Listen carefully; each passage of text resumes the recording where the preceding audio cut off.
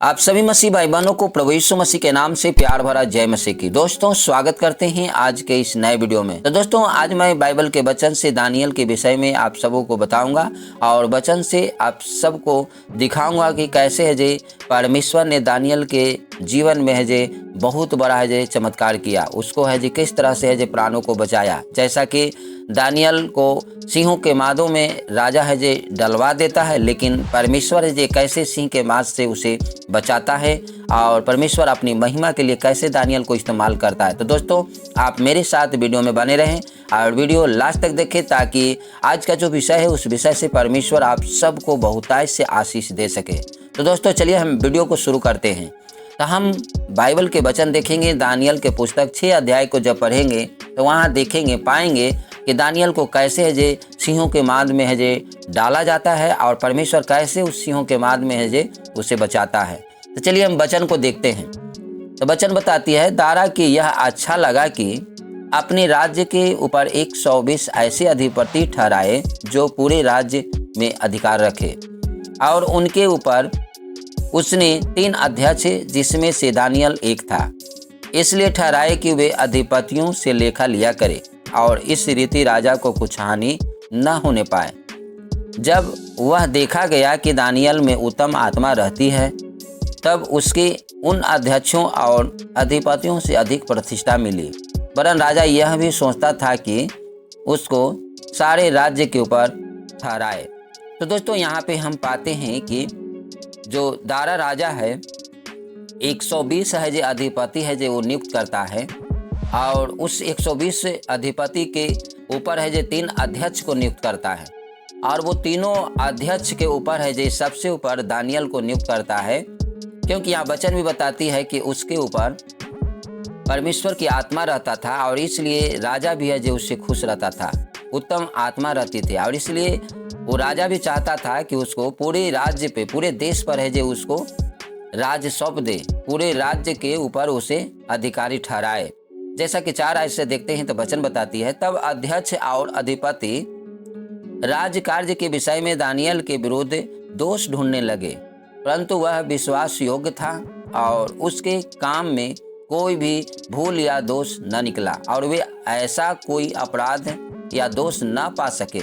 और दोस्तों और जितने भी जो अधिपति थे वो सारे अधिपति है जे दानियल के विषय में है जे उनके विरोध में है जे उनके खिलाफ में बहुत से ऐसे बातें ढूंढते थे कि राजा को जाए और उसके विरुद्ध में है जो वैसे कुछ काम कहने को बताने को मिले, जिससे वो राजा है जो उसको ऊपर जितना भरोसा करता है उसका भरोसा है जो हट जाए।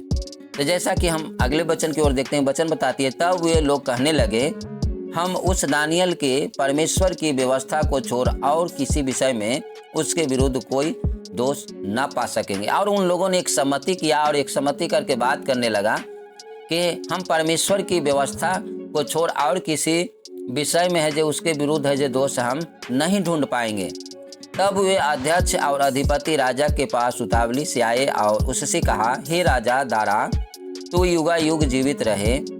राज्य के सारे अध्यक्षों ने और हाकिमों और अधिपतियों, न्यायियों और गवर्नरों ने भी आपस में सम्मति की है कि राजा ऐसी आज्ञा दे और ऐसे कड़ी आज्ञा निकाले कि 30 दिन तक जो कोई हे राजा तुझे छोड़ किसी और मनुष्य या देवता से विनती करे, वह सिंहों की माद में डाल दिया जाए। तो दोस्तों यहाँ पे देखते हैं कि वो सारे जो अधिपति हैं वो राजा के पास जाते हैं और राजा से वहाँ पे विनती करते हैं, राजा से वहाँ बातचीत करते हैं, वार्तालाप करते हैं और कहते हैं कि हम सबों ने एक सम्मति किया है, एक मतलब हम लोगों ने योजना बनाया है कि 30 दिन तक आप कहीं छोड़ किसी और से जे वो विनती दुआ प्रार्थना न करें, या तो देवता हो या कोई मनुष्य हो।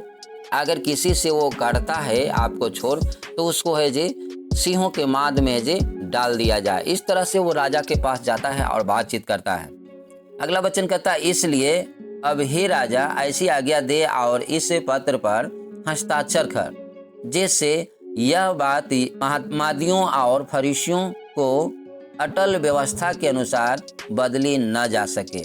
और वो जितने भी वहाँ अधिपति हैं, जितने भी वो लोग हैं, कह रहे हैं कि आप इस पत्र पे हस्ताक्षर कीजिए ताकि ये जो बातें हैं, जो व्यवस्था है, इसके अनुसार लोग चले, ये बदले जा न सके। तब दारा राजा ने उस आज्ञा पत्र पर हस्ताक्षर कर दिया और राजा ने उस पत्र पर है जे साइन कर दिया, हस्ताक्षर कर दिया। जब दानियल को मालूम हुआ कि इस पत्र पर हस्ताक्षर किया गया है, तब वह अपने घर में गया, जिसकी उपरौली कोठरी को खिड़कियां यरूशलेम की ओर खुली रहती थी, और अपनी रीति के अनुसार जैसा वह दिन में 3 बार अपने परमेश्वर के सामने घुटने टेक कर प्रार्थना और धन्यवाद करता था, वैसा ही तब भी करता रहा। तब वह पुरुषों ने उतावली से आकर दानियल को अपने परमेश्वर के सामने विनती करते और गिड़गिड़ाते हुए पाया।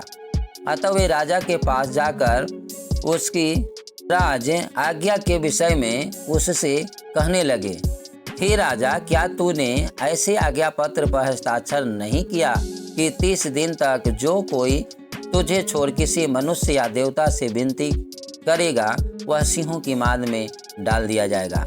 राजा ने उत्तर दिया, हाँ, मांदियों और फरीसियों की अटल व्यवस्था के अनुसार यह बात स्थिर है। तो दोस्तों, यहाँ पे हम पाते हैं, देखते हैं कि जब राजा उस हस्ताक्षर कर देते हैं पत्र पे, उस आज्ञा पे, और जब दानियल को मालूम होता है, तो दानियल वो जाते हैं और अपने कोठरी में, उपरौली कोठरी पे जाते हैं और परमेश्वर के पास गिर करके वो प्रार्थना करते हैं, और परमेश्वर से वो अपने रीति के अनुसार 3 बार वो प्रार्थना करते हैं। और ये लोग जो उनके विरुद्ध में जो एक कहानी ये लोग बना रहे थे, ये लोग जाते हैं और देख करके और राजा से आके कहते हैं कि देखिए, क्या राजा, आपने इस बातों को ऊपर आपने हस्ताक्षर नहीं किया था कि 30 दिन तुझे छोड़ किसी देवता या किसी मनुष्य के पास है जो विनती प्रार्थना न करेगा? और ऐसा है जे दानियल के विषय में वो जाकर के राजा से कहना चाहते हैं, जैसा कि 13 में कहता है, तब उन्होंने राजा से कहा, यहूदी बंदियों में से जो दानियल है, उसने, हे राजा, न तो तेरी ओर कुछ ध्यान दिया और न तेरे हस्ताक्षर किए हुए आज्ञा पत्र की ओर। वह दिन में 3 बार विनती किया करता है। तो दोस्तों, यहाँ पे देखते हैं कि वो अधिपति लोग जो थे, दानियल के विषय में जाके वहाँ राजा से कहते हैं कि वो एक यहूदी समाज में से जो हैं, बंदियों में से जो आए हैं, वो जो बंदी बना करके आए, उसमें से जो दानियल है, वो आपके आज्ञा की ओर है जो ध्यान नहीं दिया है, और आप जिस पत्र पर हस्ताक्षर किए हैं उस आज्ञा पत्र की ओर भी उसने ध्यान नहीं दिया, और 3 बार है जो वो है जो प्रार्थना विनती करता है। यह बात सुनकर राजा बहुत उदास हुआ और दानियल को बचाने के उपाय सोचने लगा, और सूर्य के अस्त होने तक उसे बचाने का यत्न करता रहा। और ये बातों को जब राजा सुने तो वो सुन करके उदास हो गए, और वो दानियल को बचाने के लिए वो है जो उपाय सोचने लगा। और वे सोचा कि सूर्य अस्त जब हो जाएगा तो वो अपने आप है जो इस आज्ञा से मुक्त हो जाएगा और वो बच जाएगा।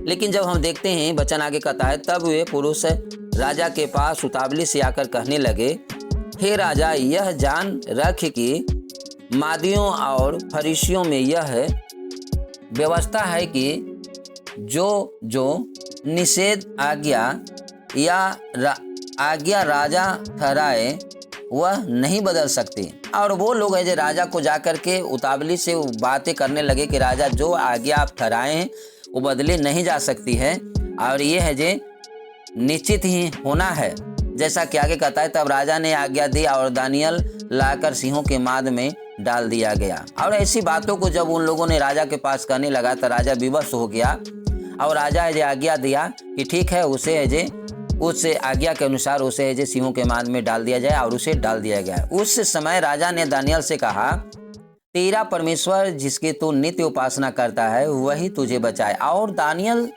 वो इतना उससे दुखित थे, उस उदास थे कि वो कभी नहीं चाहते थे कि इस तरह से है जे दानियल को सजा है जे दिया जाए, उसे सिंहों के माद में डाला जाए।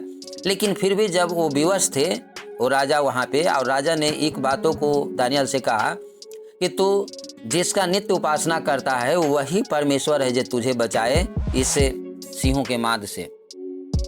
तब एक पत्थर लाकर उस गड्ढे के मुंह पर रखा गया, और राजा ने उस पर अपनी अंगूठी से और अपने प्रधानों की अंगूठियों से मुहर लगा दी कि दानियल के विषय में कुछ बदलने ना पाए। तब राजा अपने महल में चला गया और उस रात को बिना भोजन पड़ा रहा।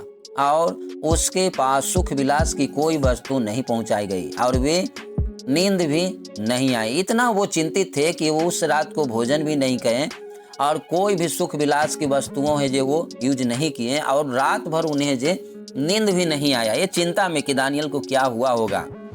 भोर को पाँव फटते ही राजा उठा और सिंह के गड्ढे की ओर फुर्ती से चला गया।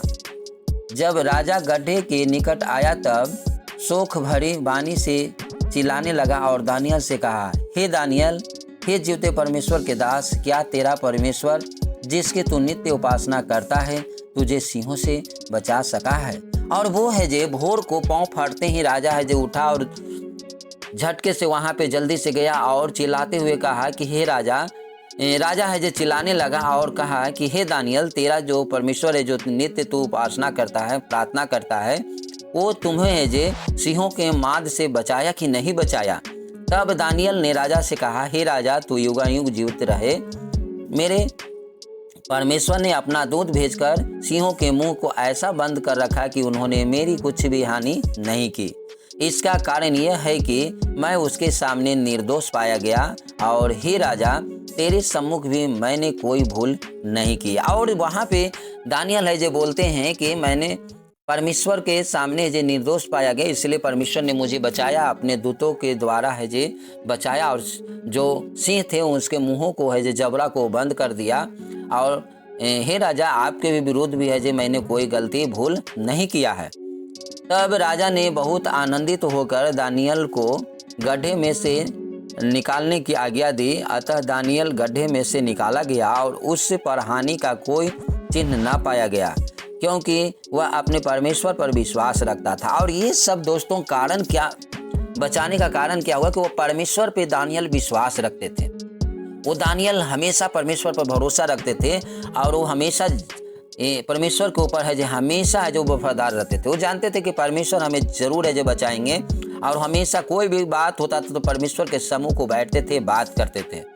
तब राजा ने आज्ञा दी कि जिन पुरुषों ने दानियल की चुगली खाई थी वे अपने अपने बाल बच्चों और स्त्रियों समेत लाकर सिंहों के गड्ढे में डाल दिए जाएं और वे गड्ढे में पेंदी तक भी ना पहुंचे कि सिंहों ने उन पर झपट कर सब हड्डियां समेत उनको चबा डाला। और दोस्तों, जब राजा है जे जान गए कि दानियल के विरुद्ध है जो वो लोगों ने है जो ये योजना बनाया है और उन लोगों ने दानियल के विरुद्ध है जो षड्यंत्र रच के ऐसे किया है, तो वो राजा है जो लोगों ने ऐसा किया था उन लोगों को बाले बच्चे यानी पति पत्नी बच्चे सबको सहित है जे वो आज्ञा दिए कि ला करके इसके है जे गड्ढे में इस सिंह के मांद में है जे उसे डाल दिया जाए। और दोस्तों, उन लोगों को उस गेट के सामने तक ही नहीं पहुंचा कि वो उन लोगों को है जो सिंहों ने है जो झपट कर करके उसे हड्डी तहा के जो उसे खा गया। तो दोस्तों, आज हम लोगों को इस वचन से यही सीख मिलता है कि आज बहुत से ऐसे लोग हैं कि एक दूसरे के विरुद्ध में, एक दूसरे के खिलाफ में हमेशा जो षड्यंत्र को रचते रहते हैं। लेकिन दोस्तों, याद रखें, अगर परमेश्वर आपकी ओर हैं, परमेश्वर आपकी तरफ से हैं, तो कोई कितनों भी आपके विरुद्ध षड्यंत्र रख ले, कोई कितनों भी आपके खिलाफ में काम करने के लिए सोचे, योजना बनाए, वो सफल नहीं होंगे। क्योंकि दोस्तों, यहाँ पे हम देखते हैं, पाते हैं कि राजा तो बेबस हो गया, क्योंकि राजा वो जो उसके मुख से आज्ञा निकल गया था उस आज्ञा को उसे पालन भी करना था, लेकिन वो परमेश्वर है जो उसे बचाया। क्योंकि दानियल जो थे उस चीज़ों से नहीं डरे कि राजा ने क्या आज्ञा निकाला है, राजा ने क्या है जो आज्ञा पत्र पे है जो हस्ताक्षर किया है। वो दानियल यहाँ ये ध्यान दे रहे थे कि परमेश्वर सर्वोपरि है, हमारा परमेश्वर स्वर्ग पृथ्वी का स्वामी है, तो वो हमें है जो सारी आज्ञाओं से ऊपर है, बढ़ करके है। और वो अपने रीति के अनुसार वो जाते थे और प्रार्थना करते थे, परमेश्वर के समूह को बैठ के प्रार्थना करते थे और ये नहीं समझते थे कि राजा हमें क्या करेगा। लेकिन दोस्तों, जब यहाँ देखते हैं कि उनके जो विरोध में जो अधिपति जो खड़ा थे, उनके खिलाफ में जो खड़ा थे, उन लोगों ने षड्यंत्र रचा, तो उनके खिलाफ काम तो किया, लेकिन वो सफल नहीं हो पाए। यहाँ तक कि अपने आप है जो गड्ढा में गिर गए, अपने आप है जो उस बाघों को सिंहों के है जो माद में उन्हें डाला गया। तो दोस्तों, आज के वीडियो से हम सबों को यही सीख मिलती है, वचन से यही हम सबको परमेश्वर बता रहे हैं कि हम लोगों को किसी के विरुद्ध है जो कोई कामों को नहीं करना चाहिए।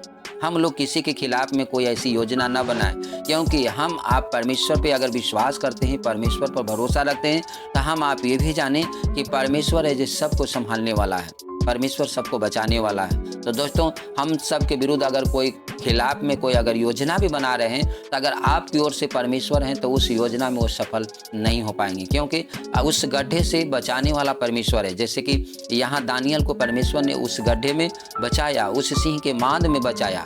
इतना ही नहीं, वहाँ दानियल कहते हैं कि स्वर्गदूतों को परमेश्वर ने भेजा ताकि उसके जो मुँह थे, उस सिंह के मुँह थे, उसको है जो उन्होंने बंद कर रखा, उन्हें मुँह खोला ही नहीं। तो दोस्तों, हम आप इस वचन से यही सीखते हैं और परमेश्वर यही हम सबों को बताना चाहते हैं कि अगर आपके खिलाफ में कितनों भी लोग काम करें, कितनों भी आपके खिलाफ में योजना बनाएं, अगर परमेश्वर आपकी ओर से है तो वो सफल नहीं हो पाएंगे, परमेश्वर आपको बचाएंगे।